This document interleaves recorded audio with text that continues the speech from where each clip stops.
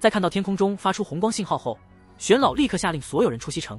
毒不死虽然疑惑，但选择相信玄老，带着本体综合星罗帝国的强者们迅速离开。毒不死与维纳公主和徐九九会合后，得知突袭失败，日月帝国皇宫防御森严，他下令立刻出发，不要停留。徐九九询问史莱克学院的人为什么不一起走，毒不死解释说史莱克学院重视荣誉，比赛还没结束，不会此时离开。他相信史莱克学院的人有能力应对，于是命令所有人出发。与此同时，魂导师精英大赛上，叶雨林对霍雨浩的魂导器制作进度感到困惑。霍雨浩的制作速度虽然快，但他似乎在故意拖延时间，只是在制作各种零件，而没有开始制作核心法阵。叶雨林意识到霍雨浩可能在用特殊的击扩装置来代替部分核心法阵的作用，但他仍然担心霍雨浩无法在比赛时间内完成人形魂导器的制作。叶雨林对霍雨浩的制作技巧和零件的精巧设计印象深刻，甚至动了收徒的念头。他注意到霍雨浩制作的零件数量众多，但核心法阵的制作却迟迟未开始。叶雨林和其他裁判都在关注霍雨浩的进展，希望他能在比赛中创造奇迹。在比赛台下，圣灵教的副教主和4位长老也在关注着比赛。霍雨浩在比赛中感到精神力的虚弱，因为他分离的精神体离开本体太久，开始出现副作用。他必须在精神体回归之前完成魂导器的制作，否则他将受到重创。霍雨浩加快了零件的制作速度，并开始准备核心法阵的材料。他选择了18块稀有金属来制作核心法阵，但目前只能先雕刻出大致形状，精细的法阵雕刻还需要等待精神体回归。霍雨浩继续进行人形魂导器的拼接工作，他的动作迅速而熟练，不需要用眼睛去看，就能凭借控鹤擒龙的能力将零件拼接在一起。他完成了多个关节和零件的拼接，并将它们整齐地摆放在制作台上。尽管他感到疲惫，但他坚持不能停下来，以免引起怀疑。他心中清楚，一旦被发现异常，他和宣子文可能会面临危险。很快，霍雨浩的脸上终于露出笑容，他的动作变得更加迅速，开始对击扩进行2次拼接。尽管裁判们不太明白这些击扩的具体用途，但他们能看出霍雨浩的拼接非常精细，整体感极强。另一名裁判王老忍不住赞叹霍雨浩是个天才，叶雨林也表示认同。他们讨论起霍雨浩的制作方式，叶雨林认为霍雨浩可能会开创魂导器的新时代。叶雨林和其他裁判们决定在比赛结束后与霍雨浩讨论击扩与魂导器的结合，他们甚至准备一起观摩和研究。叶雨林强调，他不会让其他人抢走与霍雨浩交流的机会，因为他已经准备了珍贵的日月神针作为见面礼。其他裁判虽然有些无奈，但也表示愿意一起参与研究。霍雨浩在比赛中感到背脊发凉，意识到自己可能过于显摆。他决定改变策略，先制作魂导器的外壳，然后在内部拼接击扩。他抬头看向天空，做出一副惊恐的表情，成功吸引了裁判们的注意。当他们看向天空时，霍雨浩的精神肢体悄然回归，他立刻恢复正常，继续制作击扩。霍雨浩开始制作核心法阵，他手中的刻刀变成了生灵守望之刃。他的精神状态在精神肢体回归后恢复正常，并且感到一种升华。霍雨浩带着3女完成任务后，安排徐三石和江楠楠去接贝贝，然后自己迅速返回比赛现场。霍雨浩对今天的收获感到非常满意，他意识到日月帝国给了他一份大礼，而他也给日月帝国留下了一份大礼。这些大礼可能会大大拖延他们发动侵略战争的时间。此刻，霍雨浩的心情非常好，他的动作也变得更加迅速。裁判们对霍雨浩的突然变化感到惊讶，他们看到霍雨浩开始使用一种名为钻石晶晶的稀有金属制作核心法阵。这种金属是从晶晶中提炼出来的，具有极佳的魂力传导性和放大魂力波动的特性，是制作魂力放大器的核心材料。霍雨浩的速度越来越快，他迅速完成了第1个核心法阵，并将雕刻下来的钻石晶晶粉末收集起来。接着，他开始雕刻第2个核心法阵，速度之快让裁判们目瞪口呆。霍雨浩的制作技巧和精神力的辅助让他能够精准地完成每一个动作，他的状态达到了魂导师们梦寐以求的身心如一。裁判们对霍雨浩的表现感到震惊，他们意识到霍雨浩的天赋和潜力，甚至开始考虑如何将他纳入自己的门下。与此同时，其他参赛的魂导师们也注意到了霍雨浩的异常表现，他们看到霍雨浩身边已经出现了一个2.5米左右的人形魂导器，这让他们感到震惊和不可思议。霍雨浩的制作速度和技巧让他们意识到，他可能才是一个真正的天才。圣灵教的副教主也注意到了霍雨浩的表现，他询问南宫婉关于霍雨浩的背景调查。南宫婉表示，他们没有查到霍雨浩的详细背景，但他认为这并不重要，因为霍雨浩为了奖励而来参赛，说明他在经济上并不富裕，可以通过洗脑来控制他。然而，副教主对此表示不满，认为南宫婉的想法过于简单了。霍雨浩是魂导师，不是魂师，他的工作需要创造性，洗脑会导致记忆减退。魂师能力可以通过锻炼恢复，但制作魂导器的精微过程很难恢复。他认为，对霍雨浩这样的年轻人，应该以拉拢为主。南宫婉表示，他们已经准备了一枚9级定装魂导炮弹来拉拢他，如果他不肯就范，才会考虑洗脑。副教主要求比赛结束后不要让霍雨浩脱离视线。霍雨浩继续制作核心法阵，速度飞快。2个半时辰后，已经有参赛者完成了比赛。第一个完成的是黄峥，他制作的是一只巨大的机械手；第二个完成的是何菜头，他制作的是一门巨大的速射炮，但这个炮的设计很不实用，让裁判们觉得浪费。随着时间推移，其他参赛者的魂导器也陆续完成，只剩下霍雨浩还在制作最后一个核心法阵。这个核心法阵非常复杂，是拼接式核心法阵，由多个核心法阵拼接而成。叶雨林和王老讨论是否延长比赛时间，但叶雨林决定让霍雨浩完成制作，即使时间到了也不打扰他。霍雨浩在制作过程中感到时间紧迫，但他全身心投入，精神力达到巅峰。他感觉到自己的精神力在升华，与身体的契合度更高。他利用这个机会进一步提升自己的精神力，即使这可能导致比赛失败。霍雨浩的精神力提升与他之前盗取珍稀材料的行为有关，这让他感到非常满足。与此同时，唐门和史莱克学院的众人已经会合，玄老带领众人顺利出城，与唐门众人会合。他们选择在距离比赛场地数公里外的树林中休息，玄老亲自前往探查。他看到霍雨浩在比赛台上的表现，心中暗自点头，认为霍雨浩这次立了大功，回去后可以取消之前的处分。玄老还考虑过，如果能将地下3大势力的人和圣灵教的人全部围歼，对日月帝国的打击会非常大。但他也清楚，这只是一个美好的想法，因为对方强者众多，史莱克学院的人无法完胜。他决定隐忍，只要将霍雨浩和菜头接应出去，今天的计划就算完成了。日月帝国皇宫的炮口已经收回，修复工作正在进行。徐天然与圣灵教教主和靳红尘讨论了敌人的动向，他们得知敌人兵分2路，一路去了西边，另一路去了城东的紫爵府。徐天然命令加强监视，争取逼迫敌人从西边突围。他拒绝了圣灵教教主提出的全力以赴攻击的建议，因为这样会带来巨大的伤亡，并且可能会导致平民大量死亡，他无法向臣民交代。他更担心邪魂师趁机制造混乱，而不是史莱克学院等人违背规矩。他保证，只要敌人去了西边，就能以最小的代价将他们留下。比赛现场，叶雨林和其他裁判以及参赛选手都在紧张地关注着霍雨浩。霍雨浩在沙漏即将结束时完成了最后一个核心法阵，叶雨林开始倒计时。霍雨浩在倒计时结束的同时，将最后一个核心法阵安装到人形魂导器中。他因为精神力的消耗而有些疲惫，但成功完成了比赛。霍雨浩在制作魂导器的过程中，虽然精神力消耗巨大，但也收获颇丰。他成功抓住了精神力升华的机会，使得精神力得到了进一步提升。同时，他在制作过程中还意外地冲破了魂力的壁垒，提升了1级。这对于他来说是一个巨大的惊喜，因为他的下肢血脉不通，魂力无法完全流转，所以提升魂力等级非常困难。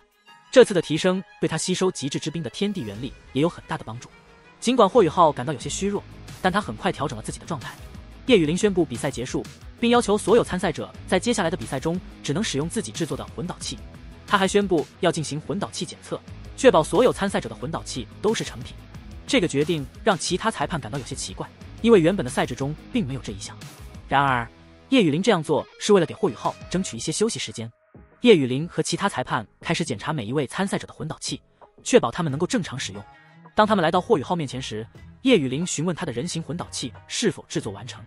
霍雨浩恭敬地回答说已经完成，并且可以使用。叶雨林对霍雨浩的人形魂导器表现出了浓厚的兴趣，他想知道霍雨浩是如何使用击扩类装置来代替核心法阵的。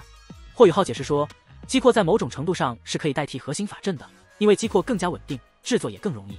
他相信一些简单的装置可以用击扩来代替核心法阵，以提高魂导器的可靠性和制作效率。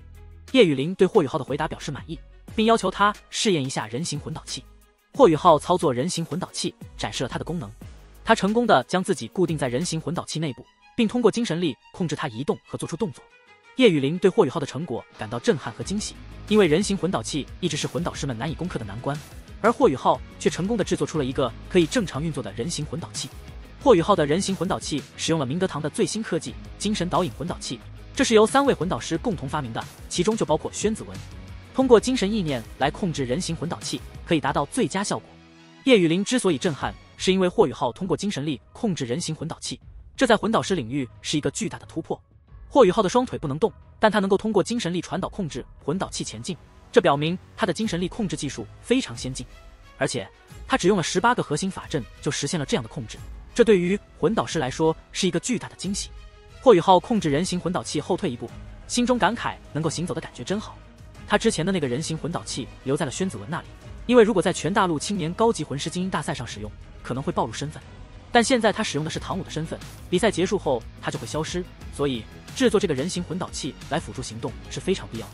霍雨浩通过水晶缸看着叶雨林，询问是否可以了。叶雨林大喜过望，他和其他裁判都对霍雨浩的成果感到非常满意。在场的魂导师和参赛选手们都对霍雨浩的人形魂导器感到震惊。西水盟的三长老看到霍雨浩的人形魂导器后，意识到霍雨浩是一个天才，对于魂导器的发展非常重要。他试图说服南宫婉和副教主，希望将霍雨浩让给他，但副教主提醒他们，比赛结束后再讨论这些，现在要集中注意力在比赛上，因为史莱克学院的人可能就在附近。比赛台上，叶雨林宣布了技巧考核的规则，参赛者们需要在规定时间内完成9种核心法阵的制作技巧，使用的是托盘侧面的普通刻刀。这些技巧从易到难，但参赛者们面前的稀有金属却都是最不适合完成规定技巧的，这让他们的脸色变得很难看。霍雨浩没有从人形魂导器里出来，而是直接开始进行技巧考核。他利用自己的特殊能力，先用极致之冰魂力破坏金属结构，然后再用腐蚀之光进行打孔，这样既节约魂力又高效。他的技巧考核完成的相当出色，虽然不是最快的，但也保持在前3名。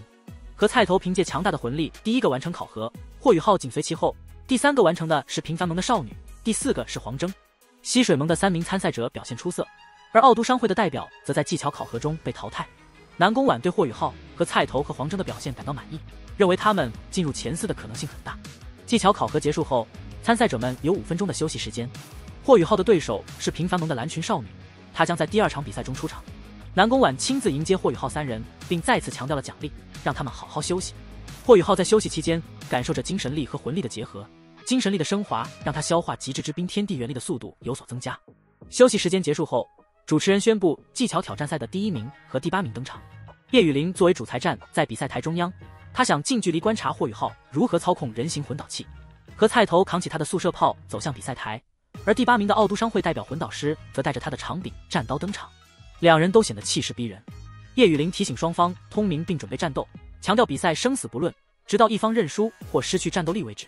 和菜头和奥都商会的代表赵守泽分别报出自己的名字后，比赛正式开始。赵守泽迅速冲向和菜头，展现出6环魂帝的实力，手中大刀释放出强大的火焰刀攻击。然而和菜头并没有使用速射炮，而是将其放下，展现出2黄2紫2黑的最佳魂环配比，令台下一片骚动。赵守泽的气势被压制，但他依然发起攻击。和菜头不慌不忙，使用鬼影迷踪步迅速接近赵守泽，并在关键时刻拿出棒棒糖，开启无敌护罩，承受了赵守泽的攻击。随后他用速射炮横扫赵守泽，令其措手不及。赵守泽试图用大刀抵挡，但和菜头直接用速射炮的炮口对准他发射，造成了巨大的爆炸。赵守泽被炮弹击中，上半身被轰碎，只剩下2条腿还站在原地。而和菜头则借助反震之力倒飞而出，稳稳落地后扛着速射炮返回西水盟休息区。比赛以和菜头的胜利告终，他以一种出其不意的方式赢得了比赛，令全场观众目瞪口呆，甚至有人因血腥场面而干呕。和菜头似乎想起了什么，突然停下脚步，走向赵守泽的残肢，捡起那柄大刀，抬头问叶雨林这战利品是否可以属于他。叶雨林表示可以，但之后的比赛中他只能使用自己制作的魂导器。和菜头遵从霍雨浩的叮嘱，扛着重炮和大刀下台。随后叶雨林宣布第2名和第7名登场。霍雨浩催动人形魂导器来到比赛台前，另一边平凡盟的蓝裙少女蓝若若上台。蓝若若试图以美色诱惑霍雨浩，但霍雨浩不为所动，转身走向比赛台。比赛开始后，蓝若若轻盈地向霍雨浩靠近，她的动作优美，裙摆飞扬，试图迷惑霍雨浩。然而霍雨浩的人形魂导器虽然动作显得有些笨拙，但他并没有被迷惑。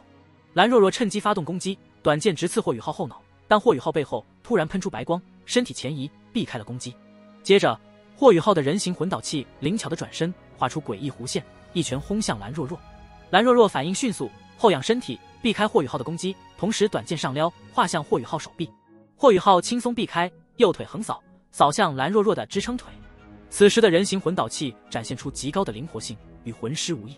叶雨林看在眼里，意识到霍雨浩一直在隐藏实力。蓝若若在不利局面下依然能够掌控自身，后仰身体，左臂支撑，娇躯成拱形，支撑腿弹起，试图踢向霍雨浩手臂，借势避开。比赛结束后，叶雨林宣布霍雨浩获胜。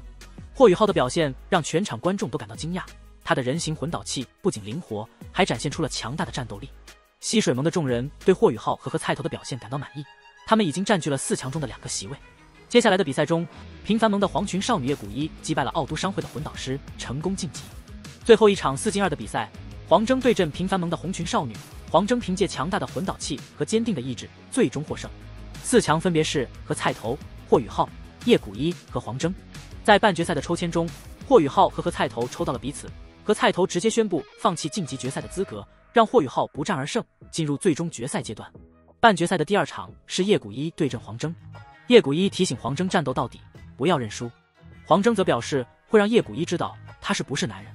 比赛开始后，叶古一迅速向黄征发起攻击，黄征则用巨爪魂导器进行防御和反击。叶古一的剑法高超，能够准确地抵挡黄征的攻击，并且利用瞬间加速的魂技迅速接近黄征。黄征的实力也不容小觑，他的魂导器兼具攻防一体的能力，能够有效地应对叶古一的攻击。黄征施展了他的邪视武魂，这是一种源自怨灵的邪魂师武魂，虽然不算强大，但具有辅助能力，能够削弱对手。